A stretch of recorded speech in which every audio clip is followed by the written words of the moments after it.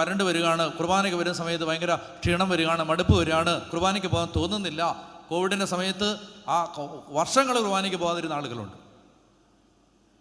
എന്ന് പറഞ്ഞാൽ കുർബാനയ്ക്ക് അത്രയും സൗഭാഗ്യം, കുർബാനയ്ക്ക് ഇനി പോകണ്ടല്ലോ. അവർക്ക് പറഞ്ഞേ ഹല്ലേലൂയാ, ഹല്ലേലൂയാ. അപ്പോൾ ഒരുപാട് ആളുകളുടെ മനസ്സിലെ ഒരു ചോദ്യമാണ്, എന്താണ് കുർബാന ഒരു അനുഭവം ആകാത്തത്? ഒറ്റ വാക്യത്തിൽ ഞാൻ ഉത്തരം പറയാം. ഈ ലോകത്തിന് വേണ്ടി ദൈവത്തെ അന്വേഷിച്ച ഒരു മനുഷ്യനും ഈ അൾത്താരയിൽ അർപ്പിക്കപ്പെടുന്ന യേശുവിൻ്റെ ശരീരരക്തങ്ങൾ ഒരനുഭവമായി മാറില്ല. ഈ ലോകത്തെ നേട്ടത്തിന് വേണ്ടി ദൈവത്തെ അന്വേഷിച്ച ഒരു മനുഷ്യനും, ഈ ലോകത്തിന് വേണ്ടി മാത്രം ക്രിസ്തുവിൽ പ്രത്യാശ വച്ചിരിക്കുന്ന ഒരു മനുഷ്യനും അൾത്താരയിൽ കീറി മുറിക്കപ്പെടുന്ന യേശുവിൻ്റെ ശരീരരക്തങ്ങളുടെ അതിലൂടെ ഒഴുകി ഇറങ്ങുന്ന ദൈവസ്നേഹം മനസ്സിലാക്കാൻ പറ്റില്ല.